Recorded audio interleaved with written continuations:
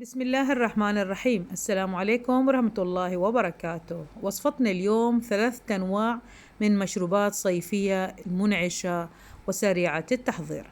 نبدأ بالنوع الأول. عندي هنا حب رمان. الرمان يفضل يكون نوع جيد ويكون طعمه حلو. أحطهم في خلاطة وأضيف عليهم علبة واحدة من روب الزبادي.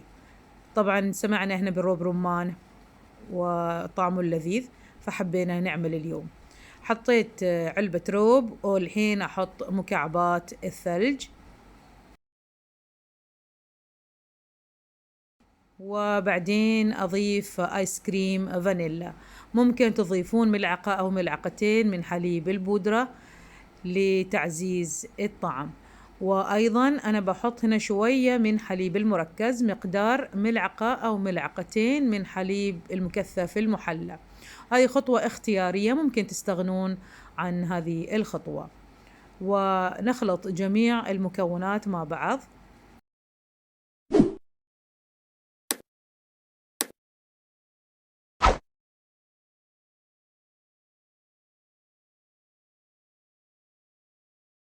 جربوا هذه الأنواع من المشروبات الصيفية، طبعا منعشة ولذيذة جدا وسهلة، مثل ما تشوفون سهلة. هنا عندي كأس، حطيت هنا شوية من شراب الورد أو الشراب روهافزا. هاي طبعا خطوة اختيارية أيضا، كتزيين أنا فقط أحط وأسكب روب رمان في الكأس ونستمتع بالطعم. ممكن تزيين بحبات الرمان أيضا.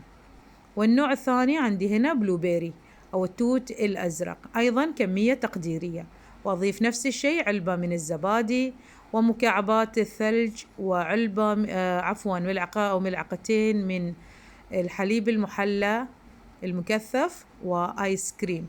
طبعا هنا القوام بيكون غليظ شوية من الباقي، يعني من الرمان. هنا القوام بلوبيري بيكون غليظ شوية، فممكن إضافة شوية من حليب سائل كتخفيف من القوام أو من الغلظة، يعني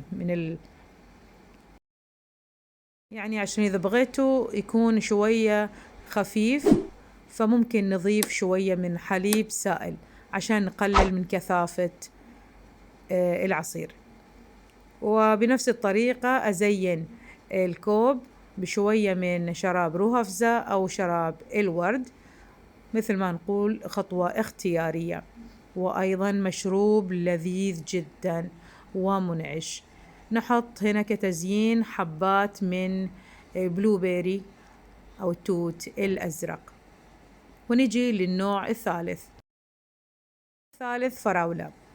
نقطع الفراولة بعد ما غسلنا ونظفنا الفراولة زين، وأضيف أيضا كوب أو علبة واحدة صغيرة 170 جرام تقريبا من روب ومكعبات الثلج، شوية من حليب المركز وآيس كريم. أنا حطيت هنا آيس كريم فانيلا، ممكن تحطون آيس كريم الفراولة، ونخفقهم مع بعض في الخلاطة، ونكون خلصنا من النوع الثالث.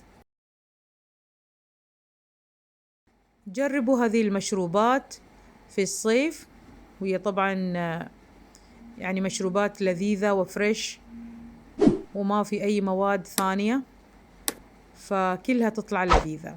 أتمنى أنكم حبيتوا الوصفة، وبالعافية علينا وعليكم، والسلام عليكم ورحمة الله وبركاته.